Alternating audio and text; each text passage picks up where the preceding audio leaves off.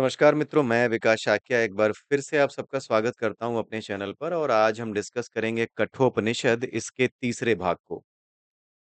इस तीसरे भाग से पहले पीछे के 2 भाग अगर आप देख चुके हैं तो बहुत अच्छा है, वेल एंड गुड अदरवाइज़ आप उनको देख ज़रूर लीजिएगा क्योंकि कठोपनिषद एज़ इट इज़ हम जैसे लिखा हुआ है वैसे नहीं पढ़ रहे, हम इसको समझ रहे हैं। इसकी मेटाफोरिक लैंग्वेज को समझने की कोशिश कर रहे हैं और उस मेटाफोरिक लैंग्वेज को समझ करके जो शास्त्रों का संदेश है, जो अपने भीतर की यात्रा है जो हमारी, उस भीतर की यात्रा को एक मेटाफोरिक वे में सामने रखा गया है, यम नचिकेता संवाद के द्वारा। तो इसके बारे में आप जानें, समझें, इसके लिए आपको पहले 2 वीडियो या पहले 2 भाग देखने ज़रूरी हैं। आइए देखते हैं आज तीसरे भाग में क्या बताया जा रहा है। पिछले भाग में आपने देखा कि नचिकेता ने सबसे पहले तो ये माँगा पहले वरदान में कि मेरे पिता मुझे पहचान जाएँ जब मैं यहाँ से वापस जाऊँ। जब मैं आपके पास से वापस जाऊँ तो मेरे पिता मुझे पहचान लें। पहली चीज़ तो ये थी। यम ने उसको कह दिया कि ठीक है, बहुत अच्छी बात है, मैं तुझे तथास्तु कहता हूँ, तेरे को तेरे पिता पहचान जाएँगे। कहने का मतलब ये है कि जब आप अपने भीतर मेडिटेशन के द्वारा नचिकेता क्या है? नचिकेता एक अग्नि है। अग्नि क्या है? अग्नि कुछ और नहीं है। आपके भीतर जो अग्नि है, शरीर के भीतर जो अग्नि तत्व है, वो अलग-अलग कॉन्फ़िगरेशंस में अलग-अलग तीव्रता का हो जाता है। ठीक है? तो नचिकेता अग्नि वो अग्नि होती है जिसके बारे में हमने समझा था, जो कि हमारे भीतर से ही हमसे ये पूछती है या हमें ये बोध कराती है कि क्या ये करना ठीक रहेगा? क्या तू जो ये काम कर रहा है ये ठीक है या नहीं है? इसी को नचिकेता कहते हैं, ठीक है? आगे इसी वीडियो में आपको पता चलेगा कि नचिकेता कौन-सी अग्नि कही जाती है, ठीक है? किस अग्नि को नचिकेता कहते हैं। नचिकेता कोई और अग्नि नहीं है, ये मुक्ति देने वाली अग्नि है। ये ऐसी कॉन्फ़िगरेशन में आपको लाकर के सेट कर देती है, आपकी पूरी की पूरी एनर्जी को, सब कुछ अग्नि है। आपके भीतर जो कुछ चल रहा है उसे अग्नि ही कहते हैं। प्राणों के द्वारा सब कुछ चल रहा है लेकिन वो प्राण भी क्या है? वो अग्नि के द्वारा ही है। वो प्राण की एक अग्नि का ही स्वरूप है, ठीक है?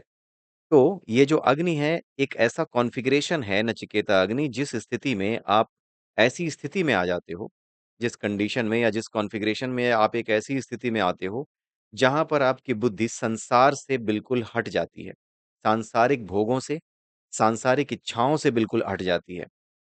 आपको इसमें कोई सुख नहीं दिखाई देता क्योंकि आप ये जान जाते हो कि संसार के सुखों में पूर्णता नहीं है।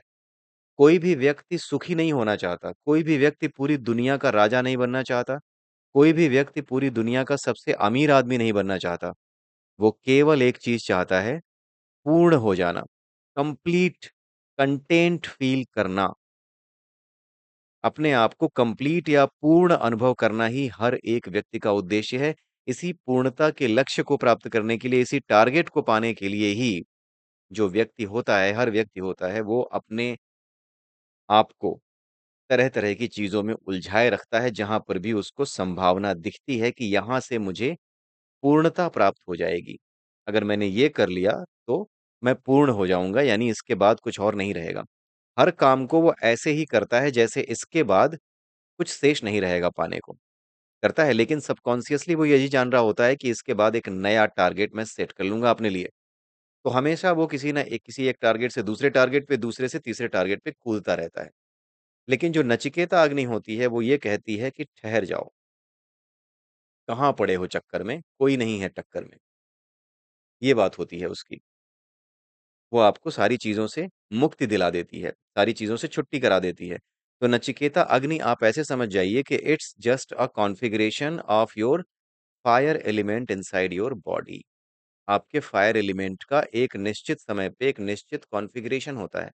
जब आप लालच में होते हो, गुस्से में होते हो, तो आपकी बॉडी का जो एंटायर फायर एलिमेंट का कॉन्फ़िगरेशन जो होता है, वो अलग होता है।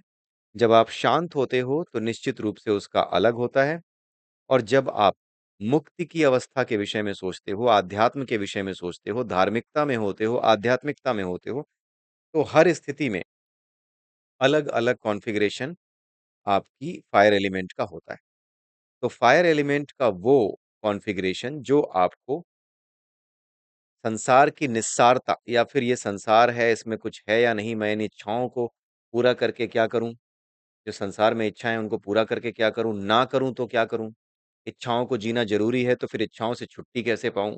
ये सारे विचार जब आने शुरू होते हैं तो आप समझ जाइए कि आपके भीतर जो नचिकेता अग्नि है, जो फायर एलिमेंट है, वो नचिकेता अग्नि यानी कि नचिकेता के कॉन्फ़िगरेशन के लेवल पे आ चुका है।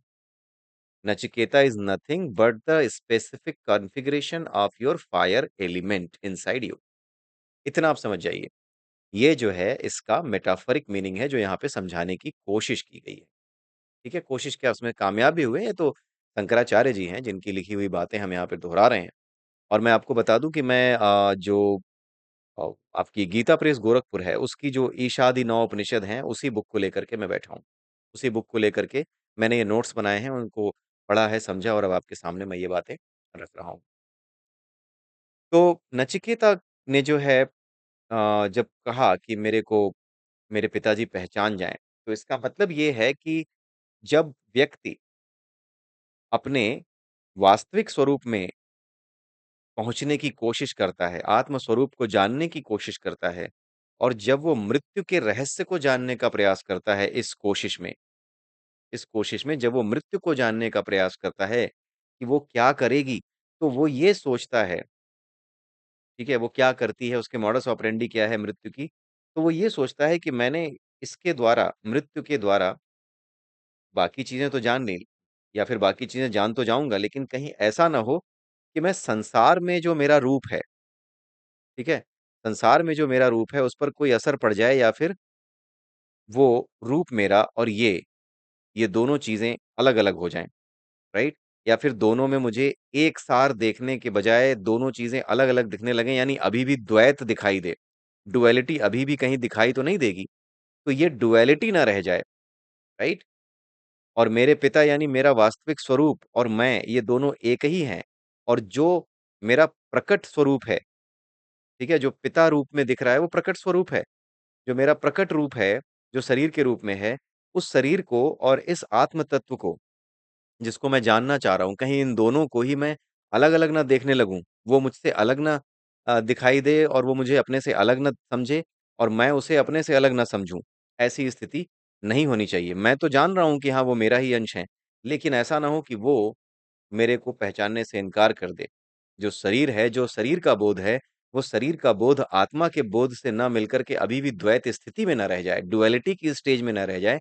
बस इसी की प्रार्थना उसने पहले वर में की थी। तो यम ने कहा कि नहीं ऐसा नहीं होगा। मेरा प्रभाव ऐसा है कि जब मुझसे तुम ज्ञान प्राप्त कर लोगे, तो जो वरदान प्राप्त कर लोगे, तो उस वरदान के बाद और मेरा जो प्रभाव है, उस प्रभाव की वजह से तुम्हारे पिता तुम्हें पहचान जाएँगे। यानी तुम्हारा अपना शरीर और तुम्हारी अपनी आत्मा किसी भी तरह का द्वैत अनुभव नहीं करेगी, वो अद्वैत ही अनुभव करेगी, ठीक है? वो पहचान जाएँगे। तो बाहर जो कहानी है यम और नचिकेता की, अपने पिता को लेकर के और जो भीतर का इसका मतलब है, दोनों चीज़ें साथ-साथ हम समझ रहे हैं। मैंने आपको पहले ही बताया था कि कुछ ऐसे महापुरुष पैदा हो जाते हैं, कुछ ऐसे महान विभूतियाँ पैदा हो जाती हैं, कि जिनके बारे में शब्दों में बताना आसान नहीं होता। तो फिर किसी कहानी का, किसी महान किरदार का सहारा लेकर के उन तत्वों की व्याख्या जो प्रकृति के अंतर्गत रह करके हमें, आपको, हम सबको प्रभावित करते हैं, उन सब पे किस तरीके से ये महान लोग विजय प्राप्त करते हैं, उस विजय की कहानी को, उस विजय की यात्रा को शब्दों में पिरोया नहीं जा सकता। इसलिए एक उन चरित्रों के आस-पास एक ऐसी कहानी या ऐसे मेटाफोरिक वे में एक्सप्लेनेशंस बनाए जाते हैं, आपके सामने रखे जाते हैं, सो दैट आप जो टफ से टफ कॉन्सेप्ट्स हैं सनातन धर्म के, उनको ईज़िली समझ पाएँ, ठीक है? यही वजह है कि हमारे यहाँ काव्य शास्त्र जो हैं इतने ज़्यादा मेटाफोरिक लैंग्वेज में भरे हुए हैं, मेटाफर्स से भरे हुए हैं। Lot of metaphors have been used, बहुत ढेर सारे अलंकार इस्तेमाल किए गए हैं। राणा प्रताप और उनके घोड़े के बारे में तो हमने पिछले वीडियो में डिस्कस ही किया था, कि किस तरीके से दोनों ही असली थे, लेकिन जब उनके बारे में लिखा गया क्योंकि वो इतने महान थे और इतने ज़्यादा फुर्तीले, इतने तेज थे कि उसके बारे में शब्दों में तो कहा ही नहीं जा सकता था। जब शब्दों में नहीं कहा जा सकता तो भावनाओं तक आ गए, जब भावनाओं तक आ गए, तो भावनाओं को अपने पास रख के हम क्या करेंगे? उनको भी शब्दों में पिरोना है, तो जब शब्दों में पिरोना है तो अलंकार आ गए। अलंकारों का इस्तेमाल हो गया, जब शब्दों में पिरोना ही है, तो कविता ने जन्म ले लिया। इसी तरीके से इसी तरीके से जो बातें यहाँ पर बताई गई हैं, उपनिषदों में बताई गई हैं, उन बातों के पीछे भी यही रहस्य है कि अलंकारिक भाषा में वो क्यों लिखे गए हैं? क्योंकि ये उस तत्व की व्याख्या कर रहे हैं ना जिसे न तो कहा जा सकता है, न सुना जा सकता है, न जिसके बारे में पढ़ाया जा सकता है, न पढ़ा जा सकता है। ये केवल स्वयं अनुभव का विषय है, जिस स्तर तक ले जा करके इसको शब्दों में पिरोया जा सकता था, उस स्तर तक शास्त्रों में ये मौजूद है। उसके आगे ये मौजूद नहीं है, उसके आगे आपकी स्वयं की यात्रा है, आप इसे स्वयं अनुभव करते हैं, ठीक है? अपने वास्तविक स्वरूप का स्वयं अनुभव करते हैं, जिसे बोध कहते हैं, ठीक है? तो ये वो चीज़ है, ठीक है? तो दूसरा प्रश्न अब उसने पूछा था कि स्वर्ग में, स्वर्ग मतलब वो वाला स्वर्ग नहीं, जो स्वर्ग आप समझ रहे हैं, ठीक है? वो स्वर्ग नहीं, जो आप समझ रहे हैं कि हाँ, मरने के बाद जहाँ पहुँचेंगे तो अच्छे-बुरे कर्मों के हिसाब से फल मिलेगा। ये वो स्वर्ग नहीं है। स्वर्ग यहाँ पर उसी जो है नाम तो वही दिया जा रहा है, स्वर्ग का, लेकिन यहाँ पर जिस स्वर्ग को रेफ़र किया जा रहा है ना, ये स्वर्ग कोई और स्वर्ग है। क्योंकि या ये जो स्वर्ग है ना, इस स्वर्ग में ये बताया जा रहा है कि इस स्वर्ग में पहले ही पिछले वीडियो में आपने देखा होगा, इस स्वर्ग में यम का भी यानी मृत्यु का भी कंट्रोल नहीं है, मृत्यु का भी वश नहीं चलता, राइट? तो मृत्यु का वश जहाँ पे ना चले यानी जहाँ काल का भी प्रभाव ना हो, जहाँ काल का भी असर ना हो, वो क्या चीज़ है? वो तो त्रिकालातीत हो गई, यानी जिसका कालों से जो कालों से परे हो गया, उसकी बात हो रही है। तो जो कालों से परे हो गया, वो तो ईश्वर के अतिरिक्त कुछ और हो ही नहीं सकता। तो जो कालों से परे हो गया, जो काल से परे हो गया, वो ईश्वर है। तो जो ईश्वर है वो क्या है? वो सभी प्रकार के सुख-दुख, अच्छी-बुरी हर तरह की भावनाओं का क्या है? एक बीज है, एक सीड है, ठीक है? वो सीड है। तो वो जो सीड है जिसे परमात्मा या परम ऊर्जा कहते हैं, शिव कहते हैं, वैष्णव उनको विष्णु कहते हैं, जो भी आप कह लें, शाक्त संप्रदाय के लोग उसी को शक्ति कहते हैं, जो कुछ भी आप कह लें। उस बीज की जो बात हो रही है, अब उसकी बात कर रहे हैं कि वो जो बीज है ना, वो तो सभी प्रकार के आनंद का बीज है। जितने प्रकार के आनंद, जितनी प्रकार की खुशियाँ हम इस संसार में ढूँढ रहे हैं, वो सारी खुशियाँ तो उसी बीज में हैं, उसी से उत्पन्न हुई हैं। तो हम उसी बीज की तरफ लौटना चाहते हैं। तो हम उसी बीज की बात कर रहे हैं। जब नचिकेता उस बीज की बात कर रहा है, तो वो कहता है कि वहाँ पर तो आपका असर है ही नहीं क्योंकि वो तो मृत्यु से परे है, काल से परे है। तो उस आनंद के बारे में उस आनंद के रहस्य को मुझे समझना है। कैसे उस आनंद को प्राप्त किया जाए? उस परमानंद में लीन कैसे हुआ जाए? उस स्वर्ग के बारे में मुझे बताओ। उसी को स्वर्ग कह दिया गया है। एक स्वर्ग वो है जो कि अपरालोक का स्वर्ग है, जहाँ पर जो आपके आनंद के क्षण हैं या फिर जो आपकी खुशियों के क्षण हैं, वो क्षीण होते हैं और आप वापस अपनी एनर्जी में लौट करके एक नए शरीर को पकड़ लेते हो। लेकिन ये जो जिस स्वर्ग की बात हो रही है, वो स्वर्ग नहीं है। ये वो स्वर्ग है जो आपके अनुभवों का सीड है, बीज है, जिसका कोई रूप नहीं है, रंग नहीं है, आकार नहीं है, केवल भावनाओं के बीज के रूप में वो गॉड पार्टिकल यानी ईश्वरीय तत्व के भीतर विद्यमान है बीज रूप में। जैसे पूरा का पूरा आम का पेड़ एक आम के बीज में विद्यमान रहता है। उसी प्रकार से इस संसार में जितनी भावनाएँ हम देखते हैं लोगों के भीतर, अपने भीतर जो कुछ भी हम संभावनाएँ देखते हैं, जो भावनाएँ भी हम देखते हैं, वो सब की सब भावनाएँ और संभावनाएँ उसी एक सीड के अंदर, उसी एक बीज के अंदर मौजूद हैं जिसे गॉड पार्टिकल या परमात्म तत्व कहते हैं। ठीक है? तो उसके बारे में भी नचिकेता ने पूछा। जब नचिकेता ने पूछा, तो नचिकेता को यम ने उसके बारे में बताया। जब उसके बारे में बताया, तो उन्होंने सारी चीज़ें बताई कि क्या कॉन्फ़िगरेशन होगा, यानी कितनी ईंटें लगेंगी। बात यहाँ पर किसकी हो रही है? सांसारिक रूप से बात हो रही है कि यज्ञ करने के लिए ईंटें लगती हैं। अग्नि जलाने के लिए वेदी बनाई जाती है, उस वेदी में ईंटें लगती हैं, उसमें ल फिर अग्नि जलाई जाती है। तो यहाँ पर बात ईंटों की हो रही है। यहाँ पर बात सामग्री की हो रही है, लेकिन असल में जब ईंटों और सामग्री की बात हो रही है, तो उस अग्नि को जलाने के लिए एक विशेष प्रकार की जो योजना है, वो बनाई जा रही है, यानी एक स्पेसिफिक कॉन्फ़िगरेशन पे काम चल रहा है। तो अगर हम अपने भीतर देखें और इस स्वर्ग की अग्नि के बारे में समझें, तो ये स्वर्ग की अग्नि कुछ और नहीं है, ये एक स्पेसिफिक कॉन्फ़िगरेशन ही है जिस स्पेसिफिक कॉन्फ़िगरेशन में रहने पर यानी आपकी एनर्जी अगर उस लेवल पे पहुँच गई कि आपके भीतर का अग्नि तत्व उस स्पेसिफिक कॉन्फ़िगरेशन पे रहता है, तो उसे वो सीड यानी वो बीज यानी उस बीज के बराबर यानी परमात्म तत्व की जो शून्यता है, उसकी जो दिव्यता है वो प्राप्त हो जाएगी क्योंकि सब कुछ ट्यूनिंग है। आप उसके साथ ट्यून हो जाओगे, आपको अपनी एनर्जी को बदलना है। जैसे ही आप बदलते हो वैसे ही वो एनर्जी के साथ आप ट्यून हो जाते हो। ठीक है? तो आइए देखते हैं आगे इसमें क्या बताया जा रहा है। यम ने सारी बातें बता दी नचिकेता को। नचिकेता ने वैसे ही सारी बातें जैसी बताई गई थी वैसे ही दोहरा के सुना दी। तो जब उसने दोहरा करके सुना दी तो यम बहुत ही प्रसन्न होते हैं और प्रसन्न होकर के खुद ही उससे कहते हैं कि तुम चौथा वरदान माँग लो, ठीक है? चौथा वरदान माँग नहीं लो, चौथा वरदान मैं तुम्हें देता हूँ। उन्होंने कहा कि तुम 3 वरदान माँग रहे हो, 2 के बारे में मैंने बता दिया है, तीसरा तुम माँगोगे, चौथा मैं अपने आप देता हूँ। और चौथा वरदान ये है कि आज के बाद इस अग्नि को, जिस अग्नि के बारे में मैंने तुम्हें बताया है, यानी ये वाली अग्नि, स्वर्ग की अग्नि जिसकी बात हो रही थी, इस अग्नि के बारे में जो मैंने बताया है, इस अग्नि को आज तक जिस नाम से भी जाना जाता रहा हो, लेकिन आज के बाद इस अग्नि को तुम्हारा नाम दिया जाएगा, यानी इस अग्नि को नचिकेता अग्नि का नाम दे दिया जाएगा। ठीक है? तो इस अग्नि के और भी अन्य नाम होंगे। आप उनको देख सकते हैं इंटरनेट पे सर्च मार के कि नचिकेता अग्नि के और कौन से नाम हैं। लेकिन ये नाम अब नचिकेता के नाम पर ही चलेगा इस अग्नि का। ये उन्होंने वरदान दे दिया, चौथा वर दे दिया और तीसरा वर आगे वो माँगने को कहेंगे। और इससे पहले कि तीसरा वर माँगे, उससे पहले कुछ बातें यहाँ पे डिस्कस की गई हैं, जो कि नचिकेता अग्नि के बारे में बताई गई। इसके बारे में बहुत ज़्यादा डिटेल में जाने की मुझे ज़रूरत नहीं है क्योंकि अब आप इन चीज़ों को समझ गए होंगे कि क्या बातें हो रही हैं। ठीक है? तो इसमें हुआ क्या कि जो तृणाचिकेत अग्नि, जो नचिकेता अग्नि है ना, उसको तृणाचिकेत अग्नि के नाम से जो है उन्होंने बताना शुरू किया। किसने? यम ने। उन्होंने बोला कि जो तृणाचिकेत अग्नि के उपासक होंगे, तृणाचिकेत क्या हो गया? नचिकेत अग्नि का 3 बार उपासना करने वाले। 3 बार कैसे? 1 बार माता, 1 बार पिता, 1 बार गुरु। यानी माता, पिता और गुरु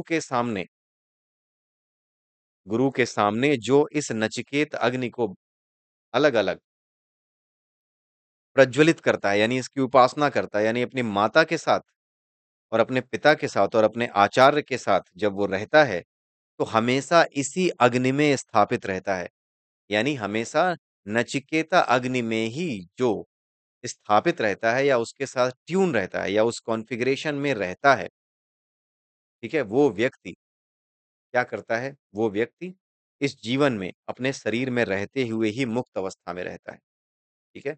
उसको वो सारी चीज़ें और वो ब्रह्म से प्रकट होने वाले उस देव यानी कि जो ब्रह्म है ना, सारी शक्ति क्या कहलाती है? ब्रह्म की शक्ति है। वो कौन है? वो ब्रह्म है, वो शिव है, ठीक है? वो जो ब्रह्म से उत्पन्न होने वाली शक्ति है, उस शक्ति को उस शक्ति से उत्पन्न होने वाले देव को यानी जो विराट पुरुष है, जिनको विराट पुरुष कहा जाता है, जिनको आदिदेव कहा जाता है, जो कुछ भी कह लो, आदिशंकर जिन्हें कहा जाता है, जो कुछ भी कह लो। वो उस देव के रहस्य को जानकर जो कि ब्रह्म से प्रकट है, उनके रहस्य को जान करके उनकी उपासना में लग जाता है। ठीक है? उसे पता लग जाता है कि अगर मतलब उस अग्नि में रहते हुए, उस कॉन्फ़िगरेशन में रहते हुए उसे अपने वास्तविक स्वरूप का और इस सृष्टि को बनाने वाले के वास्तविक स्वरूप का एक अनुभव मिल जाता है और वो क्या करता है, जन्म और मरण का जो बंधन होता है, मृत्यु का जो बंधन होता है, उससे छूट जाता है। ठीक है? तो माता-पिता और आचार्य इन तीनों के सामने जो नचिकेत अग्नि के कॉन्फ़िगरेशन में रहता है, उनके साथ हर व्यवहार में इसी नचिकेत अग्नि के कॉन्फ़िगरेशन में वो अपने आप को बनाए रखता है। वो अंत में ब्रह्म से प्रकट होने वाले वास्तविक देव को जिनकी पूजा की जानी चाहिए, जिनकी उपासना होनी चाहिए, जिनके प्रति श्रद्धा होनी चाहिए, जिनके साथ ट्यून करने की या जिनके वैभव को समझ करके इस पूरे के पूरे गॉड पार्टिकल को समझने का प्रयास करना चाहिए, उसके बारे में उसे पता लग जाता है। ठीक है? जो इस अग्नि के कॉन्फ़िगरेशन में रहता है। ठीक है? उसका एक अनुभव मिल जाता है। वो कोई चीज़ नहीं है जो दिखाई दे, वो अनुभव में आती है। तो यम ने कितनी ईंटें लगनी हैं, कितना सामग्री लगनी है, सब बताया और ये इसका मतलब भी हमने समझा। ठीक है? और आगे जो बताई गई थी बात वो यहाँ पे लिखी हुई है कि जो इस अग्नि का उपासक होता है, वह देहपात से पहले ही मृत्यु के बंधनों को काट लेता है क्योंकि जो मुक्ति है ना, वो कोई मरने के बाद नहीं मिलती है। मुक्ति कोई जगह नहीं है जहाँ मरने के बाद जाओगे। मुक्ति जो है वो स्टेट ऑफ माइंड है। वो इस शरीर में रहते हुए भी स्टेट ऑफ माइंड कह लो या स्टेट ऑफ अवर कॉन्शियसनेस कह लो, वो एक ऐसी स्टेट है जहाँ पर आप अपनी आत्मा के साथ एकाकार हो जाते हो। एक ऐसा कॉन्फ़िगरेशन है आपकी भीतर की अग्नि का, आपके भीतर की एनर्जी का कि आप उस मेन एलिमेंट से जिसने कि सब कुछ बनाया है, उसके साथ एक इंटीग्रेटेड वे में अपने आप को जुड़ा हुआ महसूस करते हो। जुड़ा हुआ जान जाते हो, ठीक है? कि मैं उसी से जुड़ा हुआ हूँ, ठीक है? तो जो इस तरीके से जुड़ जाता है, वो तो मृत्यु के बंधनों को काट चुका। क्यों? क्योंकि मृत्यु क्यों होती है? जब तक इस संसार में रहते हो तब तक मृत्यु का भाव आपको जीना पड़ता है, उसका अनुभव होता है। और जब आप उससे जुड़ जाते हो तो शरीर की मृत्यु आपके लिए कोई मायने नहीं रखती फिर। फिर ये शरीर का परिवर्तन हो जाता है। देह का चोले का परिवर्तन मात्र रह जाता है आपके दिमाग में, आपकी समझ में। बाकी मृत्यु नाम की कोई चीज़ जो डराती है वो दिमाग में नहीं रह जाती, ठीक है? तो जो इस अग्नि का उपासक है यानी जो हमेशा इस अग्नि में यानी इस कॉन्फ़िगरेशन में हमेशा स्थित रहता है, ठीक है? वो देहपात से पहले ही मृत्यु के बंधनों को काट देता है। तीसरा वर अब उन्होंने माँगने को कहा। उन्होंने कहा कि ये तुम्हारी जो नचिकेता अग्नि है, ये तुम्हारे नाम से ही जानी जाएगी और अब उससे कहते हैं कि अब तुम तीसरा वर भी माँग लो। पहला, दूसरा तो मैंने तुम्हें दे दिया, चौथा अपनी तरफ से दे दिया, तीसरा बाकी है, तो तीसरा दिए बिना मैं जो है छुट्टी नहीं पा सकता। क्योंकि देखा जाए तो यमराज ने 3 वरदान दे दिए, लेकिन गिनती के 3 वरदान तो दे दिए, लेकिन जब तक कहने वाले की या माँगने वाले की इच्छा से वरदान सामने नहीं आएगा, अगर कह दिया है कि तू वर माँग और उसके बाद आपने अपनी मर्ज़ी से कोई वर सुना के कह दिया कि हाँ, ये तीसरा इसको रख लो, तो इसका कोई मतलब नहीं है, तो हम लोग भी नहीं करते। यम तो फिर भी देवता है, यम तो फिर भी देवता है। जब हम लोग नहीं करते, तो यम तो फिर भी देवता है, वो कैसे कर सकता है? वो कैसे कर सकते हैं? तो इन्होंने क्या कहा? उन्होंने कहा कि तीसरा वर माँगो। जब तीसरा वर माँगा तो नचिकेता ने ये कहा कि ऐसा अक्सर सुनने में आता है, कुछ लोग कहते हैं कि मृत्यु के बाद हमारा शरीर तो नष्ट हो जाता है लेकिन हमारा जो आत्म स्वरूप है, हमारी जो आत्मा है वो कहीं चली जाती है। लेकिन कुछ लोग कहते हैं कि ऐसी कोई चीज़ नहीं होती।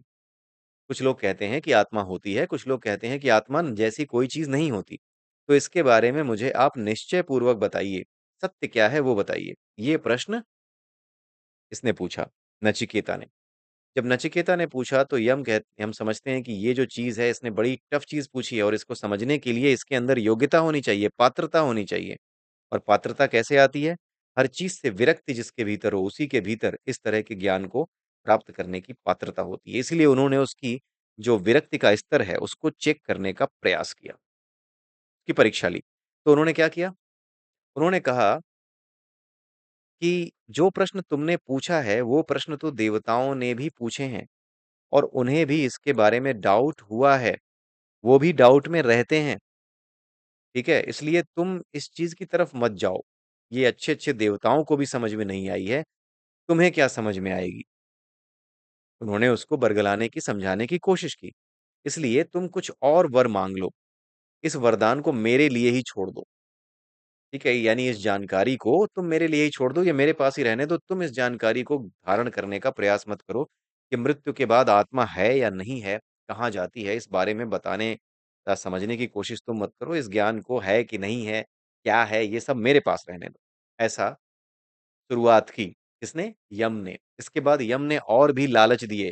क्या लालच दिए और कैसे ये नचिकेता अपने आप को उन लालचों से बचाते हुए अंत में इस बात को मनवाने में कामयाब रहा कि आप मुझे वो रहस्य बताइए, कैसे हुआ ये सब समझने के लिए हम अगले वीडियो में फिर से मिलेंगे। तब तक के लिए जय सिया राम, जय श्री कृष्णा, जय श्री राधे, ओम नमः शिवाय।